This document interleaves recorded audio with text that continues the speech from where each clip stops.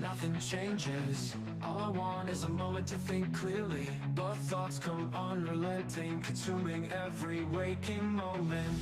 My mind binds me and I can't escape. I shout for help when no one hears me. One day I feel I'll just disappear. Lost in this chaos, I'm searching for peace, but it's hard to find when my thoughts never cease. Everything I do is all consuming. My mind races, leaving me breathless and worn. I try to find solace, but it's fleeting, leaving me with nothing but the echoes of my screams. I shout for help, but no one hears me. One day I feel I'll just disappear. Lost in this chaos, I'm searching for peace, but it's hard to find when my thoughts never cease.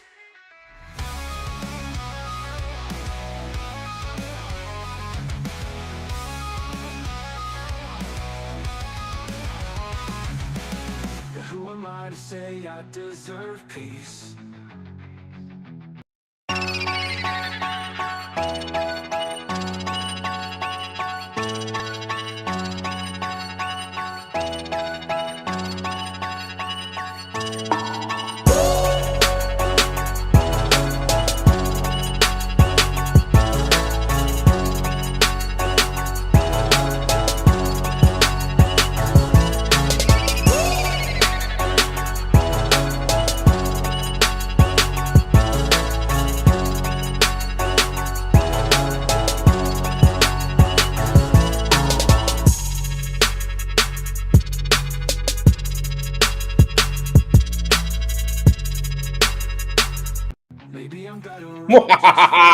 Welcome to Dirt Sheet Radio recapping Fright Night Dynamite. We are here with Bruno, of course, the skull of them all, and I am your host, Nick LaRocco. Joining me are some awesome people while we listen to an amazing track. If you're wondering what this song was, this is a jam. This is Lore of the Fighter, Doubt by Saskia Creations. Let's rock and roll to that. Go check it out on YouTube. That's Lore of the Fighter, Doubt by Saskia Creations, part one of a multi-part story. But hey, speaking of a fellow musician, a music man, let me throw this on over to Caesar. Introduce yourself, buddy. How's it going, guys? As always, sitting down here with these three gentlemen discussing that amazing thing called AEW Dynamite. And yes, check out this song. I've had it on repeat on YouTube for a while. And as always, when you hear a good song, you want to keep listening to it. But what you want to hear right now is our other gentleman here. Robbie, take it away. What's up, everybody? Happy Fright Night Dynamite. It's Robbie here, and honestly, that was a nice track. I gotta put that now on my playlist. Like, Jesus. But we are here tonight to talk about Fright Night Dynamite, and boys, was it full of scares or was it full of frights? Over to Jonathan. What up, everybody? It's Jonathan here. I don't have any opinions or any real reason to be here. I'm an empty husk of a person. I love that we all have spooky names, too. It's Halloween! Yeah, none of us planned it out. I really didn't. We usually do the name thing, and I was like, what's a Halloween name I can think of? I couldn't think of a spooky Jonathan. But John Helsing works. John Helsing, I like it. Yeah, Nick, how was Dynamite? Hey, Dynamite was something, but I want to say real quick, tell Saskia I'm going to be using that in my upcoming D&D campaign. It's a great song. She makes good music. We will be taking absolute advantage. Oh, yeah. But hey, let's get on over the typical Dirt Sheet Radio talking about music before we get to wrestling. Am I right? As always. Absolutely. So, hey, let's go kick it off with that final segment. The Dominator is here. Nothing says scary quite like the entire roster up for grabs as Bobby freaking Lashley is here. The Hurt Syndicate is back in business, fellas. Nothing more can really be said about this. I mean, look at Bobby Lashley. He is a monster. Shelton's a tank, MVP, the mastermind behind it all. guys, how do we feel about the Hurt Syndicate being united in here? Robbie? We all knew eventually Bobby Lashley was going to make his way in AEW. We just didn't know when. When we saw Shelton MVP, we knew it was coming. But did we honestly think that was going to be tonight? I honestly didn't think it was tonight, and that's where the surprise factor comes in. This is where everything is going to give a shakeup now in AEW. You have a 2-time WWE champion now in your ranks. You have a man that grew up as an Army kid from Colorado Springs, Colorado, a pure beast in Bobby Lashley. The AEW locker room is going to be under beware. And honestly, that was the biggest fright of the night for me, is having Bobby Lashley sitting with the corner of MVP and Shelton Benjamin again. And I cannot wait to see Bobby versus Swerve at Full Gear. Army versus Army. Remember, Bobby was a sergeant. Yep. They should really put emphasis on that. Mm-hmm. Jim Ross wouldn't forgive them if they don't. But Exactly. I did expect to see Bobby Lashley here tonight, especially when midway during the show they did this super mega angle and mainly that led right into into this world championship match that was like pay-per-view quality. Like all of that could have closed the show. So I was like, whatever the fuck is gonna close this show has to be like a big thing. So I imagine it was definitely gonna be Bobby Lashley. Like nothing else could have closed this show after that. Oh yeah, if you're not gonna have Private Party winning the titles at the end, it's gotta be Bobby. Especially the whole way they formatted it. Like that could have closed the show easily. But yeah, this was a good way to end it. Big moment for Bobby. It'll take me a bit to get used to the theme song, I'm not gonna lie, but I'm with it. I'm down. I'm excited to see him here. I don't want to see Shelton Benjamin become a second here, but it doesn't look like that's the case yet. They kind of seem equal. They got double team moves and shit. Yeah, that was cool. Right? It made me think that they might work as a tag team first, but I don't know. But they also made sure to emphasize too. Sorry to interrupt you, John. How like Shelton was able to, get back up from a match with someone as crazy as Swerve and fight all those security guards like it was nothing. Like Swerve didn't even phase him, and I thought that was a nice touch. Yeah, we're definitely gonna have to see more Shelton Benjamin showcases just so that he doesn't fall to the wayside. Right. But Caesar, what do you think, man? Oh, I'm just excited as can be. As soon as that thing went black and MV pulled his phone, I was just like, wait for it. And then boom, Shelton or MV or oh my god, my caffeine's hitting me hard. Bobby Lashley popped through and just stood there, and the crowd was just like, what else can you say? He's here. There's a reason we're together. Now we just gotta wait for hopefully not Leo Rush, but the first opponent to be destroyed by Bobby Lashley. I don't want him to get destroyed. I want him to join. I want him to be part of it. But anyway, Bobby Lashley's first victim probably shouldn't be like next week. Should probably hold on a minute before we just send him in there to defeat jobbers.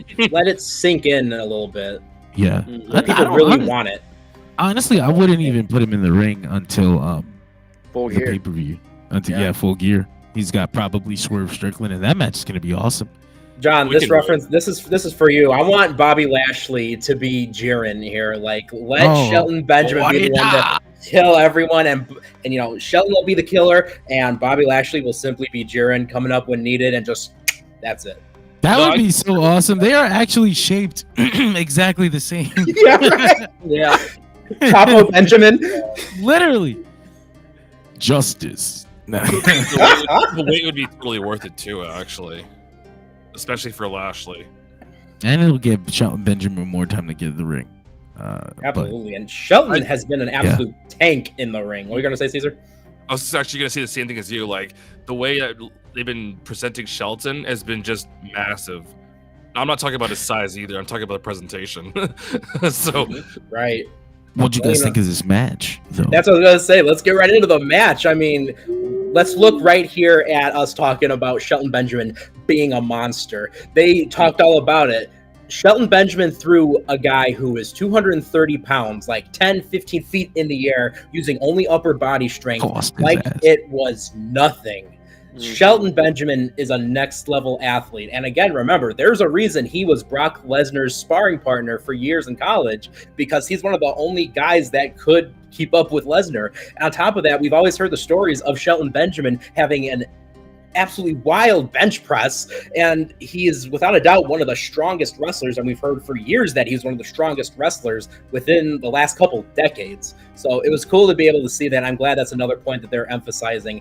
I really appreciate how well they're building up Shelton Benjamin, but let's not take anything away from Swerve Strickland. Swerve put on a great match. He put on a great fight. It literally made it look like it took everything in him to put down Shelton Benjamin, and that was awesome. But yeah, I want to hear what you guys have to say about this. Caesar? I'm sorry I picked you right when you were drinking. You would on purpose too, right? You're like, he's doing it now. No, what was there to say? Like, it was an excellent match. You had to literally, like, I took my book and I put it down. I wrote down it was the two of them going for it, and then I just sat and watched. Because ironically enough, me and Swerve are the same weight, which is the ironic part. And I can relate to like being thrown around. It's like, dude, I could be in that same spot and be the same guy being tossed. So thank you for Shelton being presented so well. Now I'm just curious to see what's gonna happen after in the next few weeks coming forward, because we got like a full month till Full Gear at least, if I'm not mistaken. Just about. Like November, like late November. It's gonna be fun because you guys were saying, I think some of our viewers could probably agree that you don't need to put Bobby in the ring every week. You could literally just have him show up and stand there and flex and pose. That's it. Absolutely. Not even that. Just in this first debut, just kind of establish him as a presence rather than just a wrestler. Yeah, he's got presence, that's for sure. Holy crap. That's Jiren. We don't need him to get involved with every little thing. Shelton can handle all that and then some. But here's another point to bring up there too. I mean, like you said, Caesar, Full Gear is a month away. Can we appreciate the fact that we've already got like 4 or 5 matches booked for Full Gear, and it's not even like the 1 or 2 weeks before the card is even set to show? Which means we're gonna get builds going into this. For once, we're getting builds. Are we gonna get a massive card? Ooh. Super card? Hey, let's look into that. Robbie, what did you think of the match though? The match itself was everything that I hoped it was going to be. We knew coming into this that this was a dream match a lot of us been wanting to see between Swerve and Shelton, and to me, they delivered from bell to bell.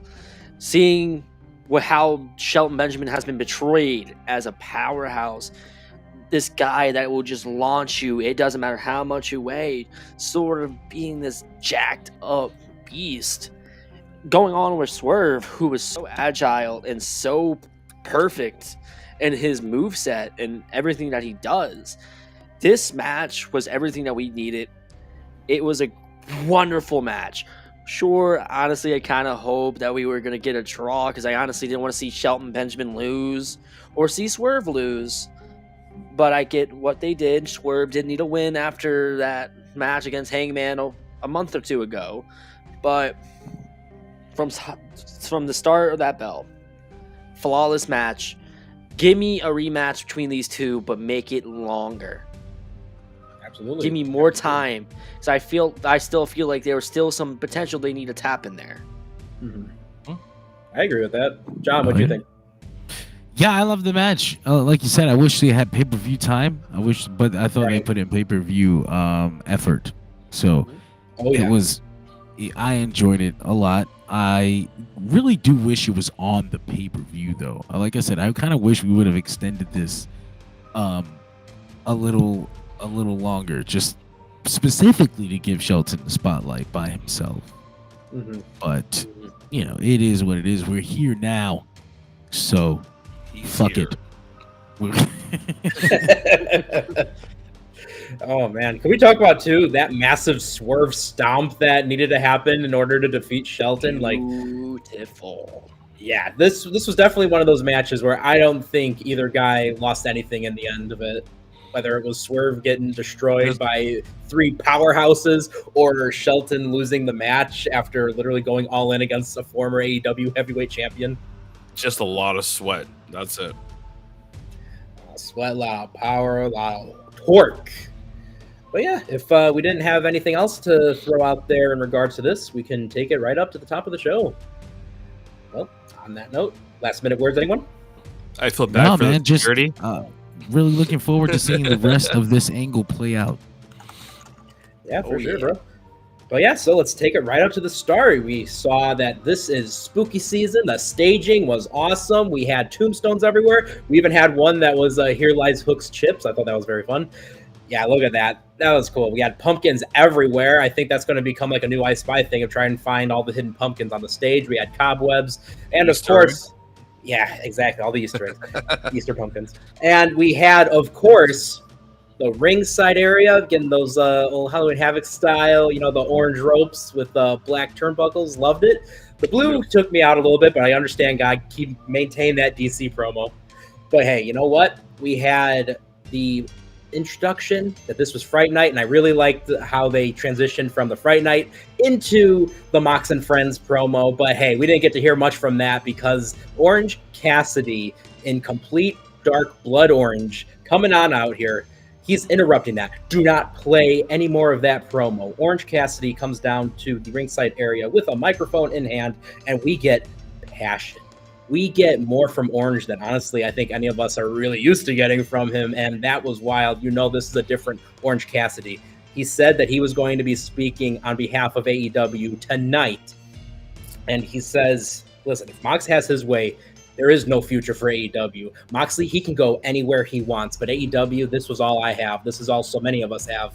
And he says, looking at the fans, there's no us if Moxley destroys and defeats AEW. So Orange is going to go and do what he needs to do, and that's go at it alone and cut the head off the snake and stop the rest however he needs to. John, I want to say this reference right here. I was feeling Dark Deku on that one.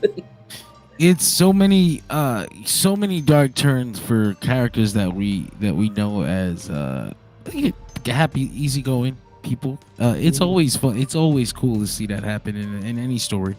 Part of me is kind of disappointed that he probably won't be taking the belt off of Moxley. Like, I hate that he has to lose here. I'm really excited to see his shift in character. I hate that he has to take the loss, but Moxley already kind of mentioned why, I guess, later on in his promo when he'll get into that. This Orange Cassidy, this dark turn, this idea that he doesn't need anybody and he's going to do it by himself. It's not him. So it's not going to take him where he needs to be. They're asking him to be a leader, but he's not ready to be one yet. So it's still the beginning of Orange Cassidy's story, even though I think ultimately Darby Allin is going to be the guy. But we will see. It's awesome promo, though, to open the show. I really enjoyed that. Passion from Blood Orange, and that was wild. And again, kudos to him. This is, again, we're seeing Dark Deku. We're seeing Dark Orange Cassidy coming out here, and I absolutely appreciated that. This is the type of Orange Cassidy that needs to step up, but he's not really stepping up as the leader that everyone wanted him to be because he wants to do all this alone, away from everyone, which is fun when you think about how the last couple years Orange Cassidy has been coming out there, right? And he has been basically leading this band of misfits, this, what eventually would become the conglomeration. But you've had so many different people a part of there. Sheesh, even Okada was in that kind of initial, group of the merry band of misfits, So Orange Cassidy does have the background for leadership, but I wonder if maybe a loss here is kind of going to lead Orange back into becoming, the previous incarnation, but we'll see about that. Robbie, what did you think though? I think that the promo from Orange tonight was something like we all said we haven't seen before. It's more of a darker side of him. Honestly, I think it does make sense that we need to go down this route where we show more of a darker side of Orange Cassidy, considering that one of his best friends was literally killed last week on Dynamite. So I want to see where we can take this. Honestly, I don't want just Moxley to beat him.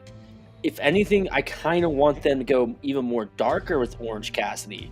That helps him be morphed into a leader that AEW wants. But I'm with John on this one. I think Darby is going to be the guy that's going to be taking Moxley out. So it's sad that we're going to have to see Orange Cassidy just get absolutely mauled by Mox and friends. But at least we're going to get a good match out of Orange Cassidy and Moxley, because we've seen how those two go. We've seen their matches before. It's going to be entertaining. All right, Caesar? So I'm going to do a little bit of a throwback here because, those are always fun. Who remembers like the first month or so or however long where Orange never spoke? All he ever did was... Mm-hmm. And then who remembers... Yeah, right? And then who remembers when he did that debate angle against, I think, Jericho? And then he started talking. And then now to fast forward to now to seeing him actually dropping promos like this is like night and day. It's something I wanted to bring up too, where again, and I've talked about this before when it comes to Orange Cassidy. So if you're listening to us, you'll have heard this before. But there's not much room for actual real character development in wrestling. Like, you can't always track a character from one character from like the one place in his arc to the literal end of the arc. But we saw that with Orange Cassidy. We've seen him, like you said, go from the guy who didn't even want to wrestle. He didn't care that he was here. And then to the backstory where he realized like he had something that he wanted to fight for, and then to getting fucking the championship opportunity, and then realizing, hey, being a champion is actually worth something, and now like realizing that, hey, I didn't care about this company when I got here, but holy shit, this is home. Like, I love this place. I need to fight for it. It's fucking awesome storytelling that you never see in professional wrestling. So think back to the very first AEW pay-per-view. It's the Casino Battle Royale. Orange Cassidy just struts his way in, just casually walking in there like he doesn't have a care in the world. And now that's the guy from that very first match in AEW's history. I forgot he was in there. Yeah, everyone did. Even the commentators. Legit. Like, no, they actually, call it the 22nd man. To this moment, I kept considering the him joining the Best Friends his debut with AEW. I remember that. Exactly. Fuck. Damn, it's been I that gotta long. go back that because those first pay-per-views has so many cameos. Like, or if you watch All In, the original All In, fucking even more camp. Damian Priest was in that bitch in a battle royale. Like, I think he got suplexed by Jordan Grace at one point. Right. It's the kind of shit that was in there. Oh, because look at the Casino Royale that Orange Cassidy was in. He was literally just fodder for a comedy moment with Tommy Dreamer. That was it. That's all he had. And also, I'm also going to point this out too. As we were talking about his character development, it proves when he is proving all the haters wrong too. There's been a lot of people that have doubt Orange Cassidy on the internet that we have seen within the wrestling community. Mm-hmm. At this point, I feel like if you're not seeing and watching how Orange Cassidy has developed from that starting point that we've said to now, then you must not be watching the product, because Orange Cassidy, he has been one of those guys that we've now see that he's one of the most over guys in AEW. He is now getting to a point in character where he's now starting to actually learn on how you actually get over in professional wrestling, and that's what he does a good job at. He knows what will get over, and the thing is, he doesn't have to do much in order to get over. He just has to just be that character and do the little oohs, ahs, and then turn up the aggression when he needs to. And that's what makes Orange Cassidy so good. Yeah, I mean, like, I always say this, I was at Forbidden Door 2022, and there were so many people when the match between Ospreay and Orange Cassidy started. I remember all the internet hatred that was going into that match. Like, really? You're wasting Will Ospreay on a match with the comedy wrestler? But when I was there were so many people who were getting up at the very start of the match because they're like, this is going to be nothing. Let's go to the bathroom. Hey, let's go hit the merch tables. But when everyone got back to their seats, they stayed glued down to the edge of their seats watching that match, because that showed the whole world what Orange Cassidy was capable of. And yeah, the way Orange Cassidy has masterfully grabbed that audience, I think, is something absolutely impeccable and shows the depth that this character has and also the depth that he has as a wrestler. And that's not something a whole lot of competitors can really say in the sport. It is honestly interesting that he's taken this character this far, and with one line, Moxley was able to make it feel like there's still more meat to the arc. Like there's still more chapters to this. Like it isn't over. Like he's talking wrong. This isn't Orange Cassidy. What the fuck is he doing out there? He's not gonna win the world championship being a fucking goth bitch. He's gotta be Orange Cassidy the way we know him to be Orange Cassidy. It's the only way he can get it done.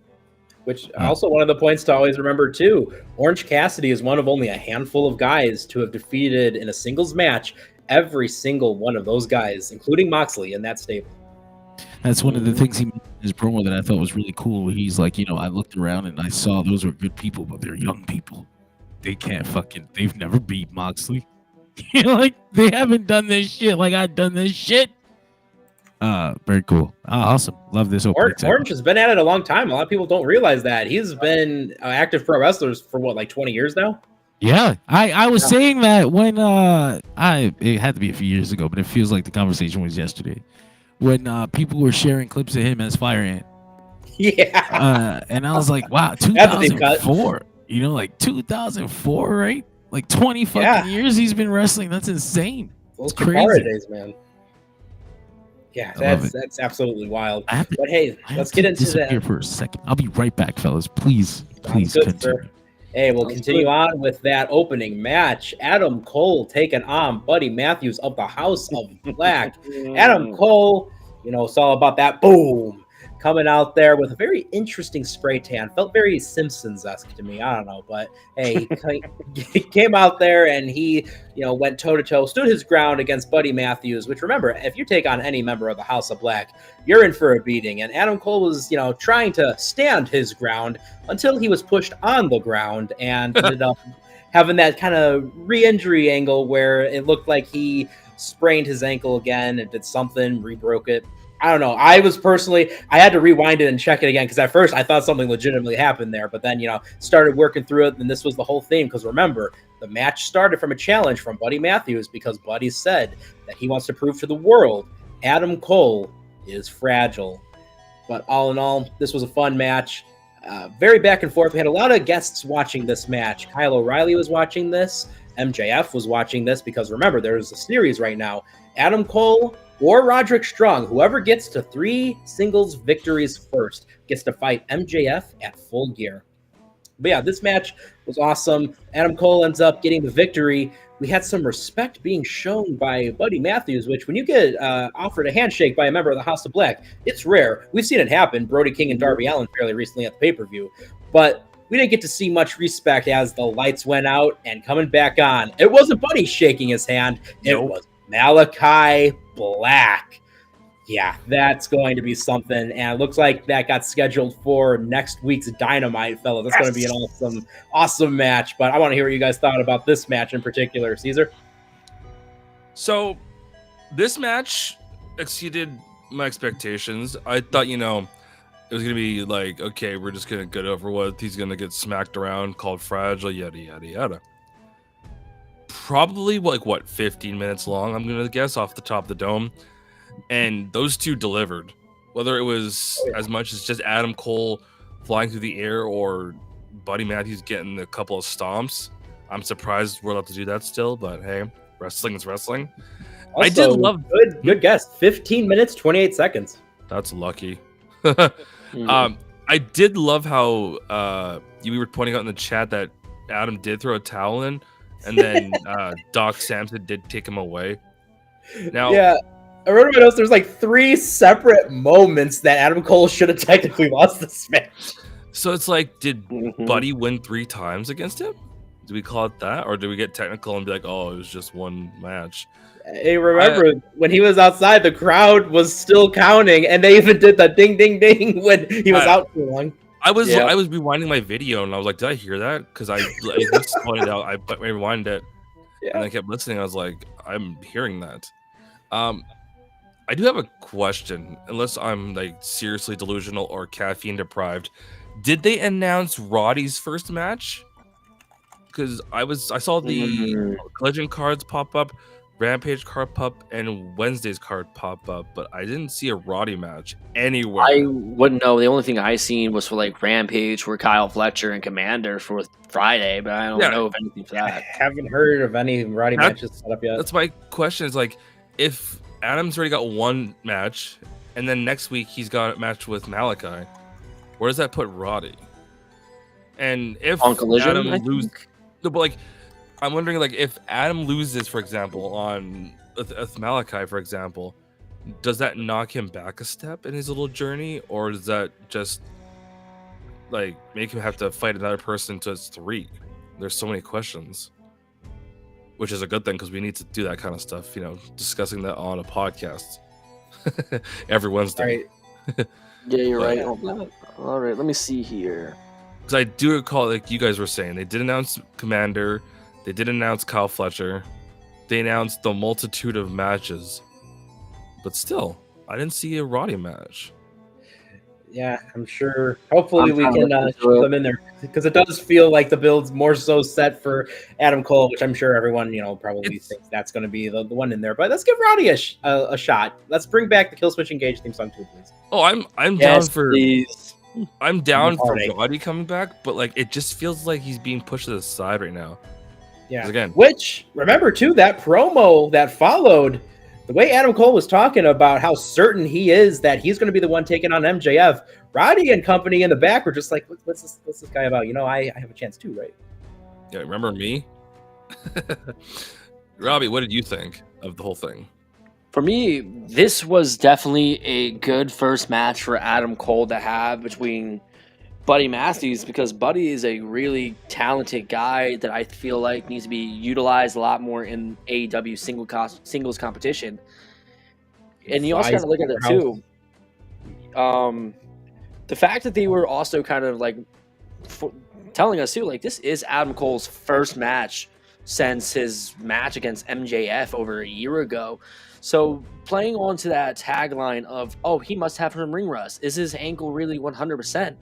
And then tapping into that, having that ankle so-called re-injured, and then having Buddy go on the mic and then sit there and get that old Adam Cole back, because he sat there and said the new Adam Cole must be fragile because the old Adam Cole wouldn't do this. And all in all, this was a really fantastic match. Obviously, I'm not going to harp on how Adam looked tonight because it's his first match back. Like, what happens to somebody after they've been out of the ring for over a year? You're going to have some setbacks into your performance, but you had Buddy there to help him out. And honestly, I think from the stomps between Buddy and all the false finishes in that match and that beautiful last call from Adam Cole to Buddy, that would eventually get us to Malachi Black versus Adam Cole for the first time since these guys faced each other in NXT.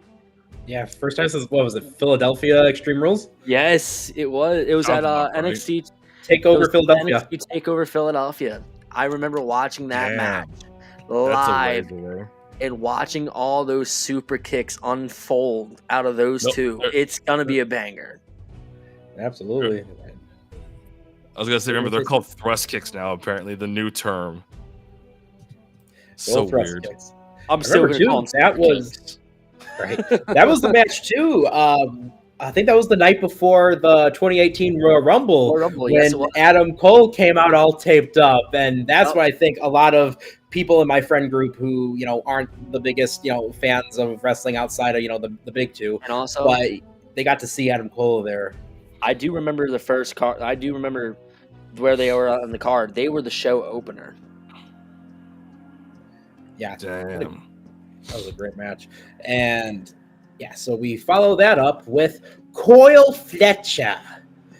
Do you guys remember when Alex Wright became Berlin in WCW? I kind of get those vibes from Kyle Fletcher right now, Mhm. but we didn't really get to see or hear too much because we had something even more special, more important. Fellas, Mark Davis is finally back. Let's go, boys. Come on. Yeah. Yeah, Roll up, Mike. boys. Neek, Gotta get right into that. Yes. I had a seriously hilarious notice on the socials about the new Fletcher. Guess who he was compared to? Who are they comparing For him looks to? wise. Self. Anybody want to take a wild guess? Self from Dragon Ball. I didn't think of that one actually. Wow. Okay. That's To me, it looks like Self. ouch. almost. I didn't think about that one. Good one, Robbie. But okay. Oh no. Someone was like, no, stop. I'm trying to be serious. Someone tried saying with a straight Junior. face that he looks like Pitbull. I was like, What? I was like, Oh no. Mr. 30, no. Was he Oh, just bald and had shades on? No. He the doesn't- internet's he look- getting wild. I know. I put my phone down and Wild. questioned my reality. I'm like, he does not look like Pitbull. Honestly, Anyway. Someone on Twitter saying Kyle Fletcher went crazy with the Friday the 13th discount tattoo.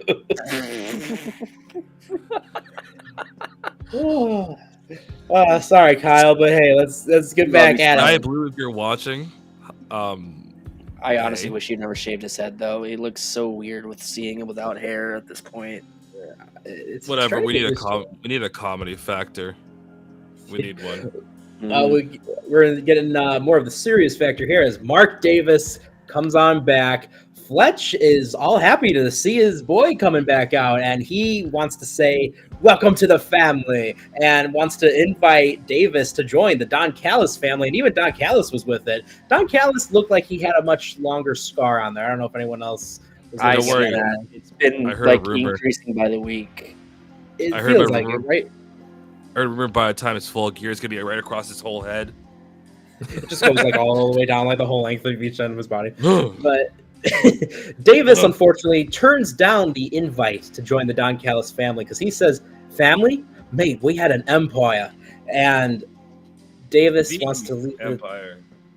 Exactly, and Davis walking not back through the face tunnel he came in from, but walks his way out through the heel tunnel where Fletcher and Don Callis came out of. Could that be a foreshadow of things to come? We know that's always been something meticulous in the details for AEW. But all in all, what do we think of Mark Callis? Wow, look at that. Whoa. Mark Davis coming back. Is he going to join the Don Callis family, or is he going to be joining up alongside Ospreay? Caesar, what were you going to say there? Well, first of all, I saw that. I jumped off my couch. I was so pumped. It's like, I he's mean, back. I saw that. I saw the group chat too. The other impression I thought was maybe, Will came back with Mark, but I don't give a damn. I'm so happy to see Mark's back. As for the tunnel thing, I don't think it's a foreshadow. I think it's just them messing with us.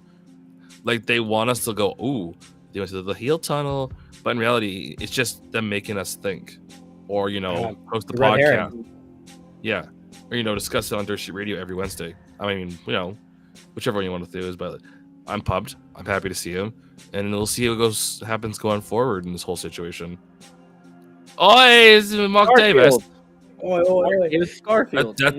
Dude, Garfield United Empire. Let's go, I heard Mark Davis. Garfield's part of it. This dude. is lasagna. Can you find it? Dude, who doesn't love lasagna, especially a nice thick lasagna? Yeah. Homemade lasagna. Stupid. Oh, obviously, yeah. None of that yeah. store-bought stuff. Ugh. Yeah, Anyways, welcome back Robbie. to Thirsty Radio Talks Lasagna. Dude, that'd be an episode right there. Let's do it. Toss Stop it, guys. lasagna, I'm getting hungry. pizza. Oh, but Robbie, what'd you think, take man? it away. Yeah. I'm going to touch on this now. After seeing the new look for Kyle Fletcher, I honestly wish he at least would have trimmed his hair. It just seems weird to me for how his head is kind of morphed to do with the look and stuff. But I got a question for you guys actually about the hair. Would Sir. you have rather him shaved his head, kept his hair like it was, or left his hair how it was post haircut, where it was like patchy? I kind of missed how his hair was before it was like the super bleach job. I honestly don't mind of him just I wish he would have just got a haircut and then dyed his hair back to like black or something like that. That would have So been like more Cody Rhodes approachable approach, by me. Yeah, like the Cody Rhodes, where he was like blonde and then went heel and went full black, that kind of idea. yeah. Because I That honestly makes think sense, that actually. Kyle would honestly pull that off. But back to what I was saying. Love the fact Mark Davis is back. We Mhm. needed to see him come back for a long time. Awesome he's back. But here is my thing. Ooh. If they really want to focus with Kyle Fletcher being that big single star around the Don Callis family, I feel like at that point you can't really have Mark Davis sitting there at that point too. But then again, though, too, I'm gonna pitch an idea here. What if Mark Davis does join the Don Callis family, plays by the rules of what Don Callis wants, plays it all nice and good with Kyle Fletcher until Will Ospreay comes back, and then when Will Ospreay comes back, that is when Mark Davis makes the move, and he turns on Kyle Fletcher and joins forces with Will Ospreay instead. That is one way I'm looking at it. Because either way, I want to see Kyle Fletcher do more as a single star rather than a tag team guy. Right. And I think that's an easy trap, too, to fall into if you have Davis and Fletcher together, because it does seem that they want to keep the momentum running with single star Fletcher. But again, it's too easy to want to throw them back into the tag team bubble. I mean, look at how now we had, Brian Cage and Archer, the Murder Hawk, together, and they keep forming them as tag team. And I don't get me wrong, I like seeing them destroying big muscly jobbers, but at the same time, you're throwing them back into a tag team bubble, which seems like they kind of just thrust them into when they don't have anything else for you to do. So hopefully that's not a trap that they fall into. And I also will point out this too. This is now the perfect time while the United Empire is having this little turmoil between each other. This is a perfect time now where you call up Jeff Cobb. They come over to AEW. Ooh. Great O'Con? We can do that. Because he was a United Empire member, so it's might as well is either that or bring Great O'Con in too. Who's been killing it, by the way, in New Japan as of late. Definitely improved, I have to say. Cobb lost his belt, which sucks, but whatever. But that's what I want to see is one of those two come over because I feel like we need to see a little United Empire Civil War going. We're in talent exchange mode, so it could happen. You know what would be actually pretty sweet, you guys, and I don't know if this ever could happen, is if they brought over like a new reiteration of the Empire and they became like trios champs and like tag champs and all that jazz, like a whole bunch of belts. Because they're an actual faction. Hey, remember, United Empire was going to be, I think they did really well in that initial AEW Trios tournament when they were trying to crown the first champions. So I would absolutely dig it. But if we don't have anything else to throw out there, we'll go to a very evil and sinister man, the Hangman, the Fireman. Hanger, he is just basically threatening Jay White and all his friends. He is ready to go to war yet again at full gear, pure rage, pure ruthless aggression when it comes to the Hangman. So much so, aggression. He has threatened to light another house on fire, this being the house of Jay White. And hey, it doesn't even have to be a physical house. Jay White has helped build the house that is the Bang Bang Gang. That can also be something he burns down, but we shall see. Fireman Page, of course, him and his little... This was a very promo-heavy Dynamite. We only had four matches on this episode, but we had a ton of promos, so we'll go on to the next one. Moxley and friends. Moxley and his group, they walked through the ringside area, and Mox just doesn't want Orange Cassidy to be like any other wrestler that's just becoming complacent in AEW. He doesn't think a whole lot of the wrestlers or the fans can really comprehend what it is Moxley's doing. They want to save AEW. Caesar, what were you going to say there? Sorry, I just thought it was really funny. If you look at this picture, do you guys notice who stands out in that picture? Anybody? Pac. In the ring, I'm talking about, not the background or anything, like in the ring. Pac always being in his wrestling attire? No, it's not Pac, and yeah, I noticed that too. I think it's funny. No, it's like Wheeler Yuta. Like, look at it. Yeah, Wheeler's kind of standing out. Yeah. Claudio, always running in a wife beater or ready to throw down. Marina, who's like in like the middle ground of like, she's done up, but she's always ready to kick ass. Pac's always in his gear. Mox is in some sort of like V-neck, and then there's Wheeler Yuta, who's like a little brother. That's what I it mean, looks like. that's the thing too. Is when you look at the thing too is when you look at kind of how they're all dressed. I mean, Yuta is not wearing the same mostly neutral darks that No. the others are, just neutral colors in general. So he's standing out almost like he's towing the line. But speaking of standing out, Moxley he challenged Orange Cassidy.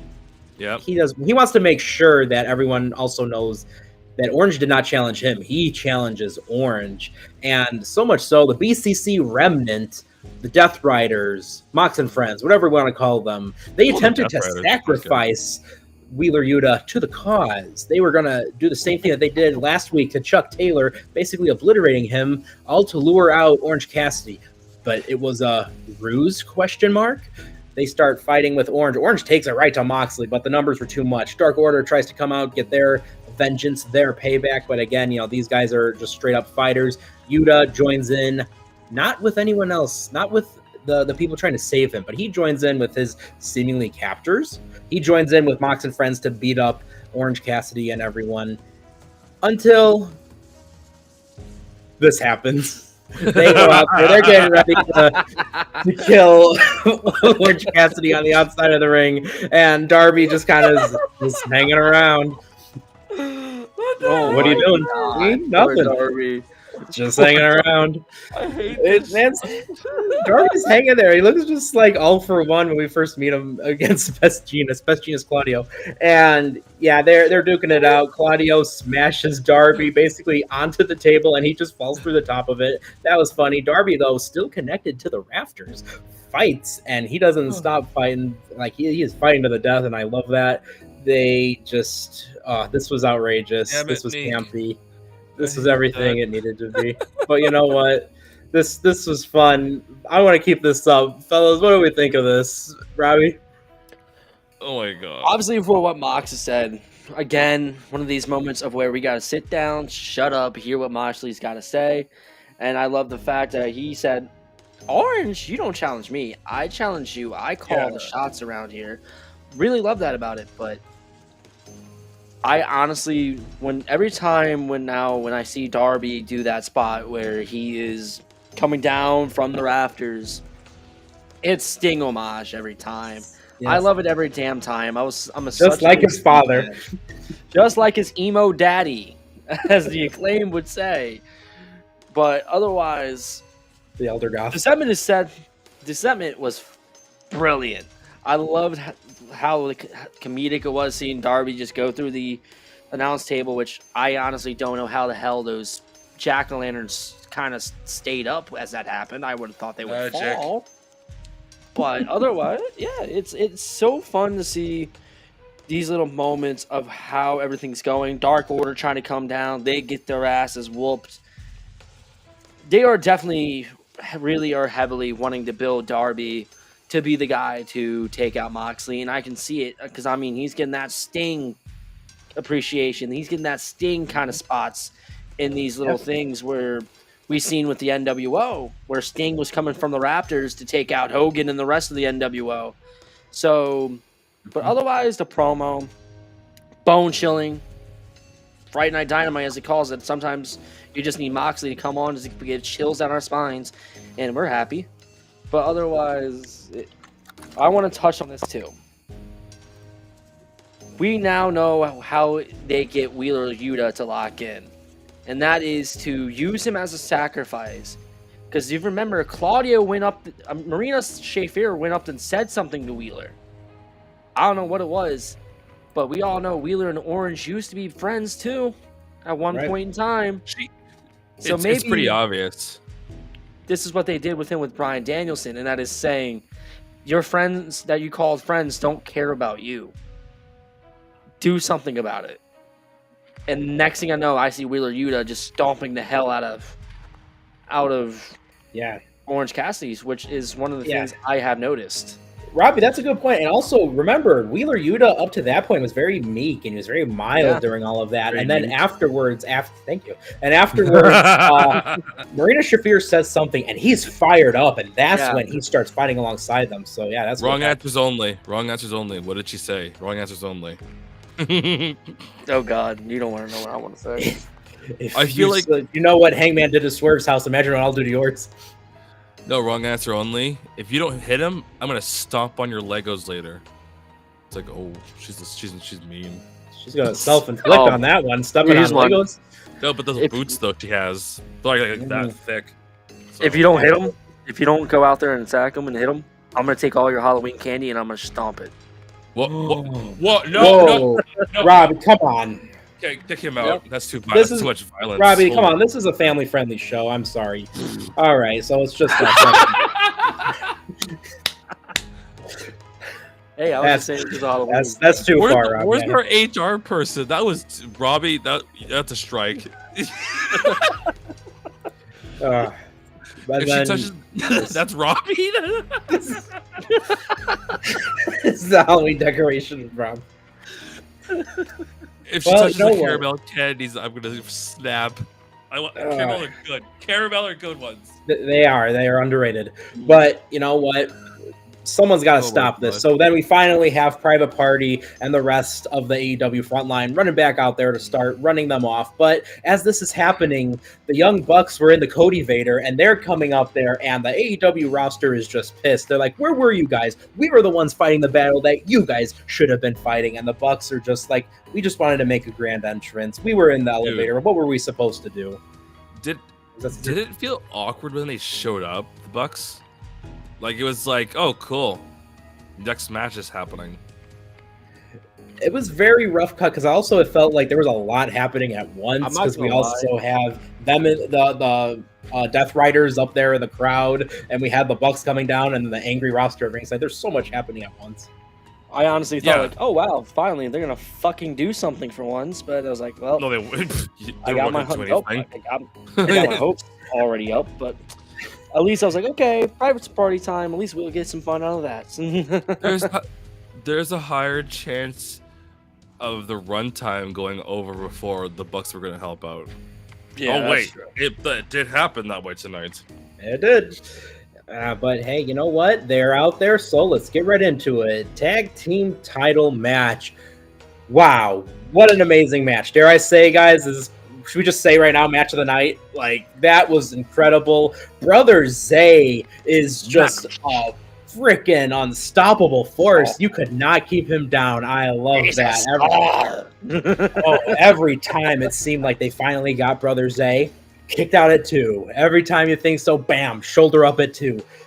Man, Brother Zay, that was incredible. It was awesome to see such a hot crowd for this match also. I'm glad that Private Party were able to have that, and they're staying together because why would they separate at this point? They're the freaking tag team champions. Great match. Caesar, what were we going to say? And not to mention, like, even if they did separate, what the hell do you do with them? They're too hot of a team to separate. Well, the only thing you could do was push Brother Zay a lot. Yeah, that wouldn't work out. I'm sorry to say.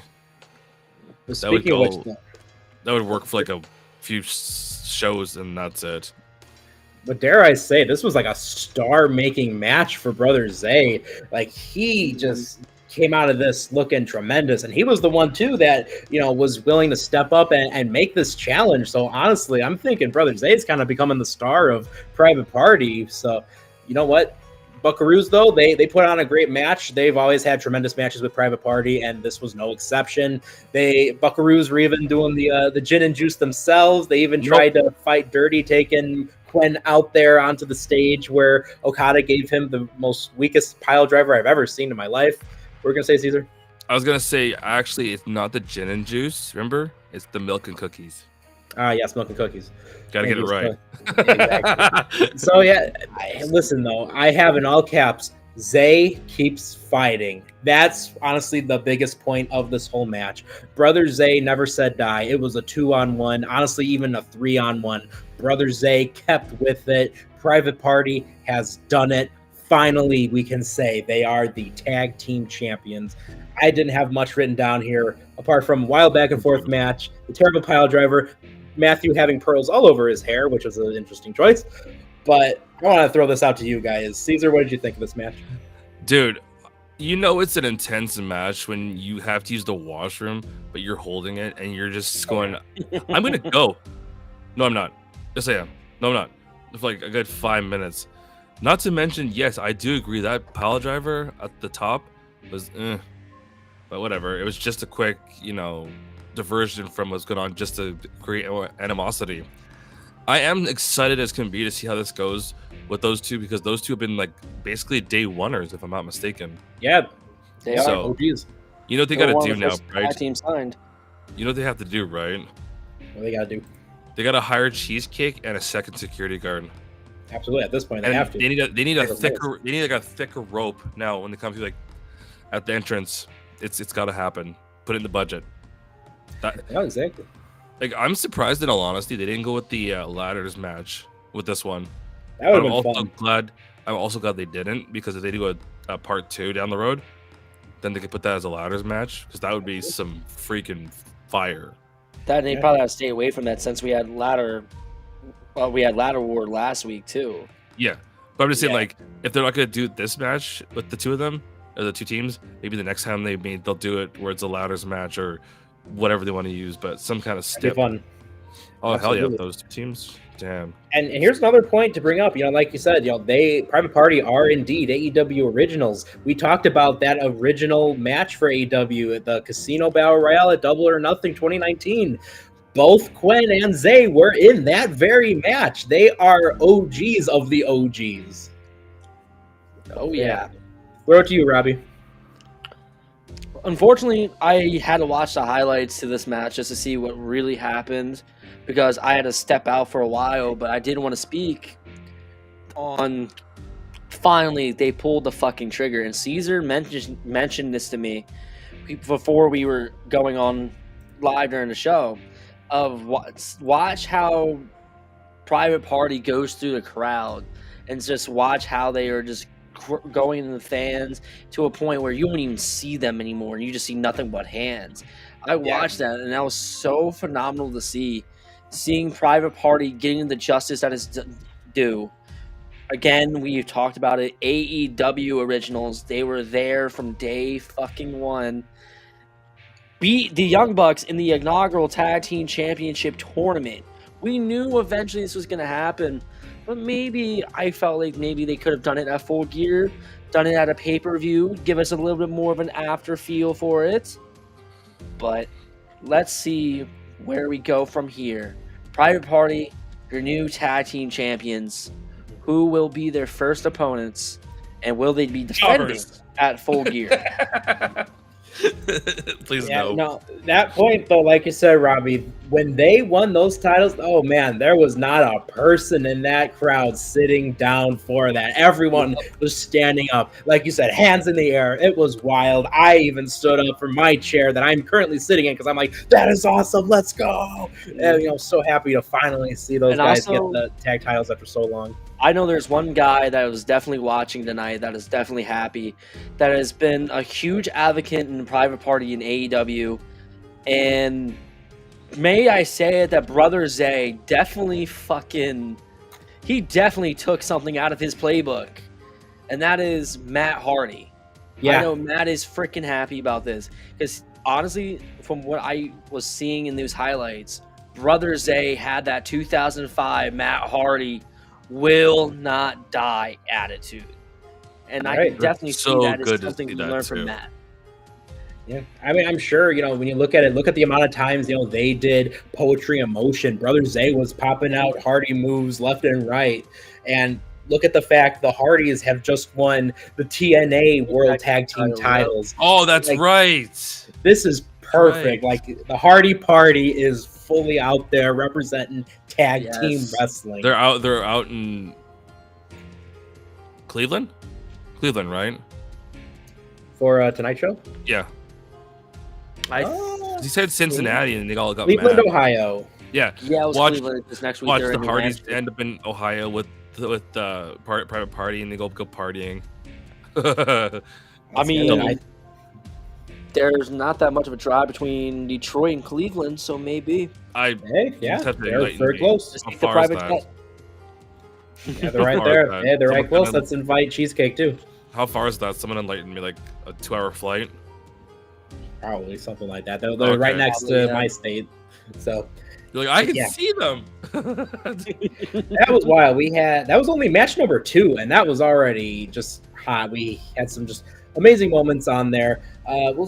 For for time, we'll get through real quickly some of the promos because again, this is a very promo-heavy episode. Jamie Hayter and Penelope Ford had a confrontation. Yay. Hayter looking amazing, and her Daphne kind of costume is kind of like a variant of like Daphne with elements of Fred in there, I feel, and all the Scooby-Doo coloring in there. But yeah, we also had Jericho fulfilling the prophecy of the Nueve. He is in movie star mode and vows to take Ring of Honor to its biggest successes.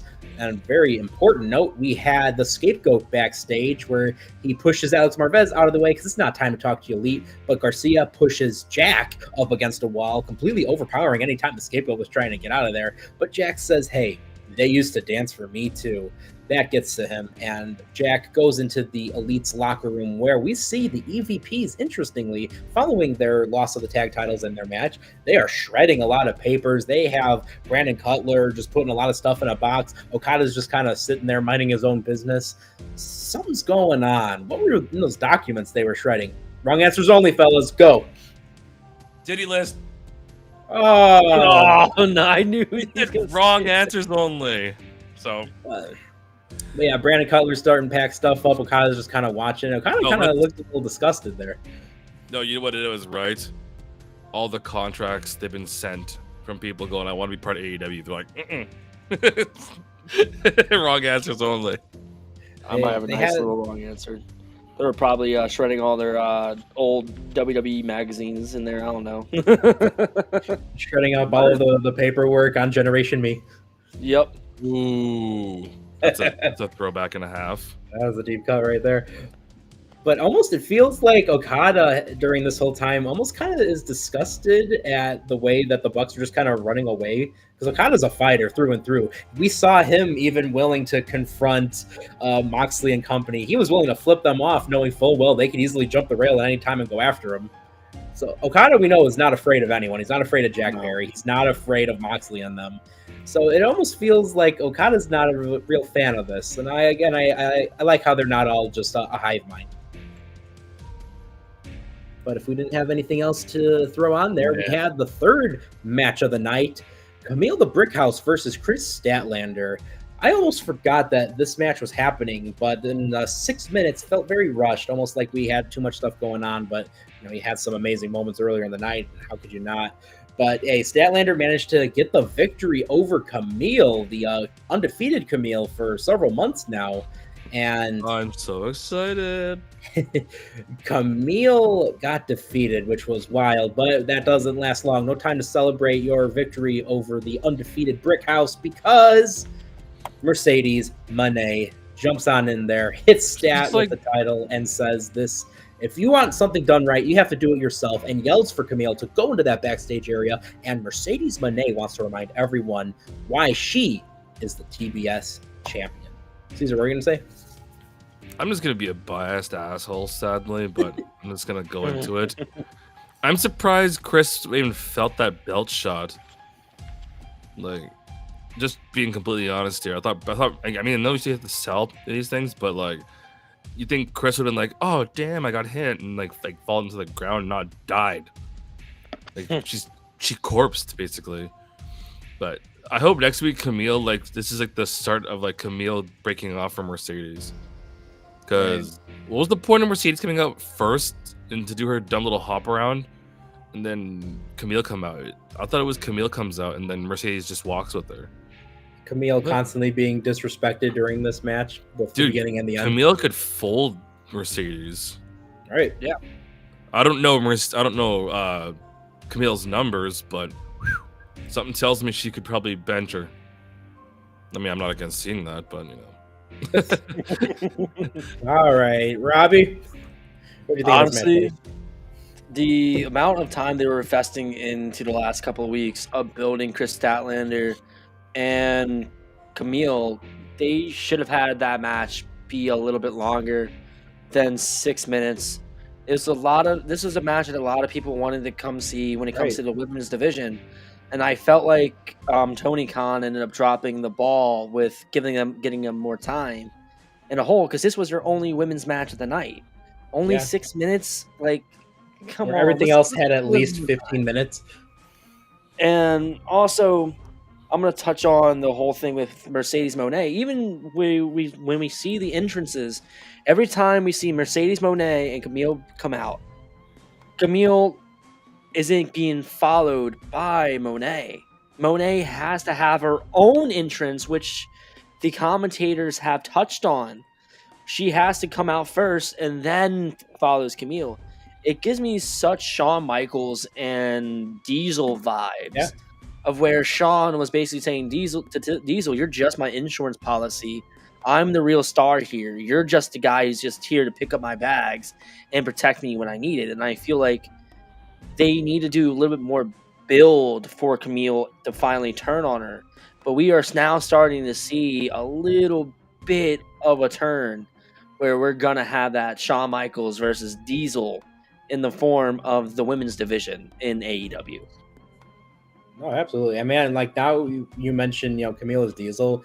Like, I'm not talking like the Casino Gauntlet. I want to see like the Casino Royale come back, and I want to see Camille just one by one throwing everyone out. The next set comes out, throws them all out, and just complete and utter dominance from the Brick House. That would be fun. I want to see her become like the women's Diesel. Am I wrong when I say this? But is there enough women on the roster to do a Royale or a Battle Royale? I think they can do that. I mean, they can also call some the women from Ring of Honor to come up to fill out that ring as well. Well, and do some exploring with AAA and New Japan with all the partnerships they got. I think they can do it. Well, I was gonna say like if there's enough to do a 20 woman, do it. If they can go to a 30, that'd be better. Yeah. But I mean, Keep like, for me real quick. I'm counting. Oh, okay. We have well over like 45 women. Yeah, we got well over 45 women on the roster. So like they could do like, for example, like 20 AEW women, and then like Robbie's idea of like 10 spots for open invitations. We'll call it. Yeah, partners. Stardom's got plenty of women they could send over. And I do agree with both of you that like Camille in a battle royale, damn. One by one, throw them all out. No, give me 1 2-woman spot. Give me one of those, at least one. Do the thing of like Camille's a bulldozer and she's on one end of the ring and she's just pushing women out and they're all just going flying as she just dozes through them all. I feel like Camille would overhead press somebody just for the hell of it. And then we see Nyla Rose and Camille face each other. Oh yeah, that'd be and that would be great. Showdown of the two monsters of the women's division. Exactly. It'd be interesting. I'm trying to picture how it would end. I can't picture how it would end.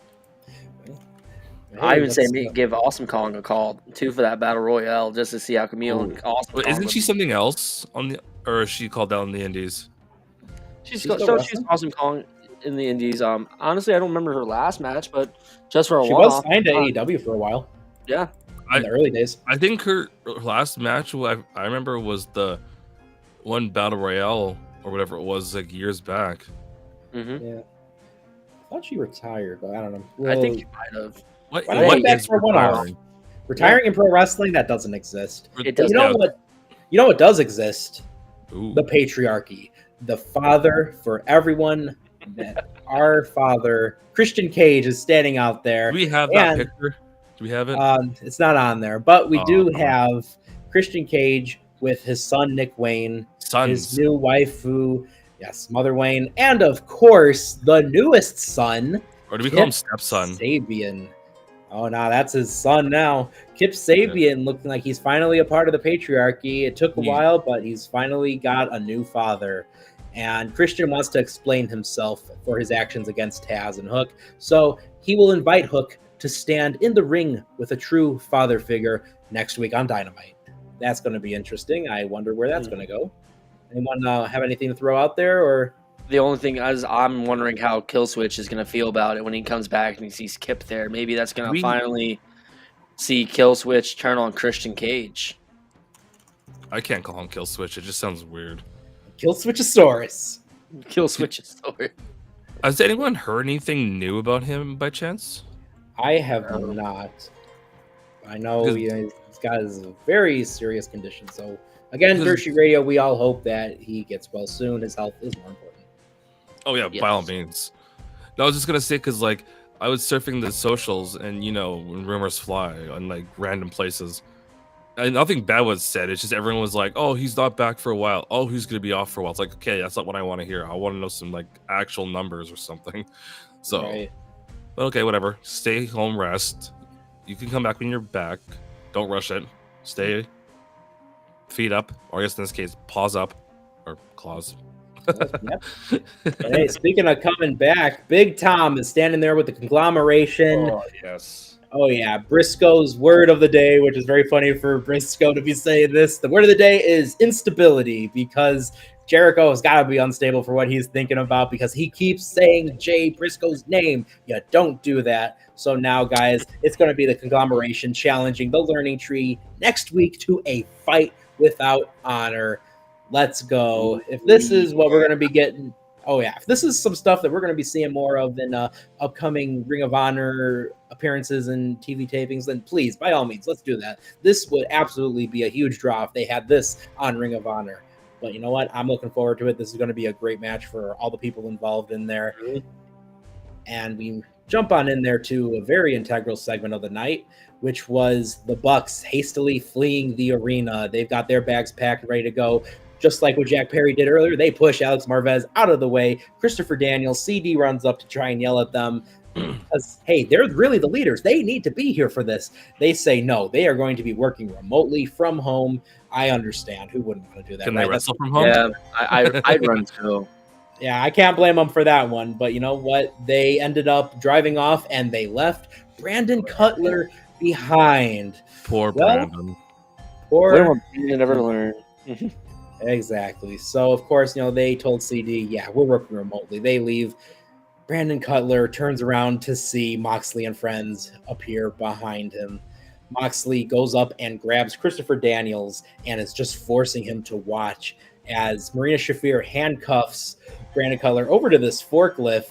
Claudio takes a hammer and hits it right into the fingers of Brandon Cutler. Brandon is screaming in pain as they go and leave. There is nothing behind Marina Shafir's sunglasses except for pure hatred.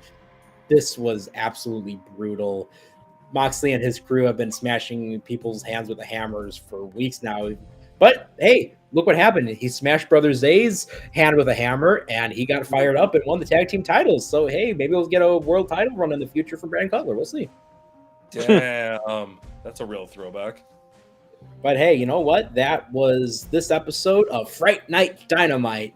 And at this point now, we will be going into some of our segments. So we'll start with the match of the night presented by monqmonk.com. Use promo code DSR10 to get 10% off your purchase of personal aromatherapy diffusers. Match of the night. Can we just throw out there the tag team title match? Do we have anything different here? Oh, the scary voice is back. Match of the night.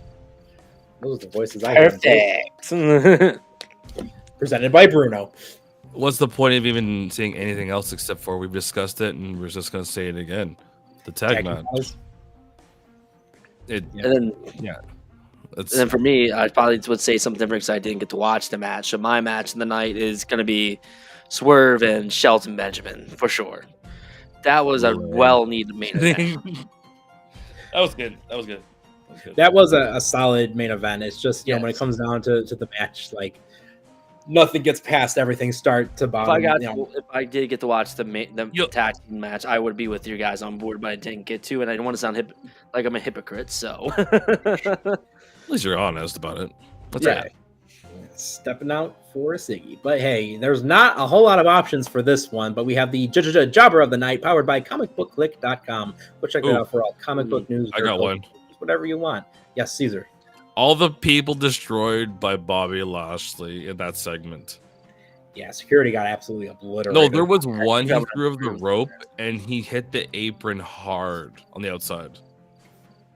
So basically everyone in that segment that got destroyed by those two, you're my jobber of the night. This pains me to say. I'm going to have to go with Camille. She went from being an undefeated powerhouse to being a loser in a 6-minute match that felt like such a throwaway segment. And then she gets disrespected by Mercedes. Like, it pains me to say this, but yeah, I unfortunately will go with Camille. Tony Khan, please fix this. Next week is the turn. I hope it happens. And for my job of the night, it's going to be everybody that was involved with only giving Statlander and Camille 6 minutes. We're now in an era in 2024 where women's wrestling deserves a lot more time. And I honestly think that if we only had 4 matches and 3 of those matches had 15 minutes plus on them, why not give the women that spotlight and give them a little bit more time? I felt like there was more story to be told between Camille and Chris Statlander from what they were building for the last couple of weeks, and I felt like they just didn't execute right well. So, job of the night for me is the AEW creative. Don't forget the commercials too. That too, commercials. Commercials. They're always jobbers of the night. Absolutely. But hey, we'll be looking at the Megastar of the Night, powered by the Cold Case Project, now on Spotify. Go and listen to some true crime, or go watch it on YouTube. It's a channel that focuses on all kinds of disappearances, murders, and other cold cases. Check that out.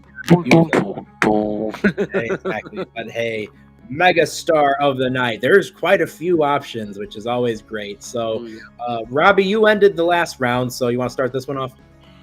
For me, the Megastar of the Night is going to be Bobby Lashley. My man came in.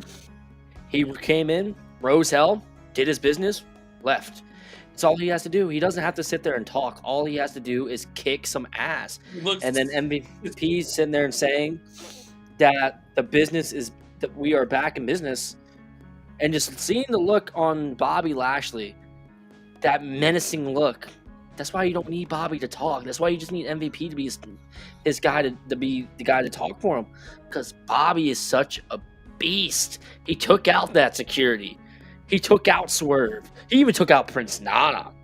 Yeah. Like, what can I say? That this is a draw. Execute Bobby Lashley while you can, because Bobby Lashley is a draw. Absolutely.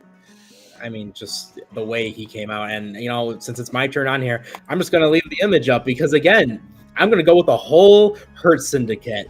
Business is booming. Business is back. Guess who's back in business? Like, this is incredible. And, I also like this, too, because now this technically counts as 3 weeks in a row that I have selected Shelton Benjamin. So, you know what?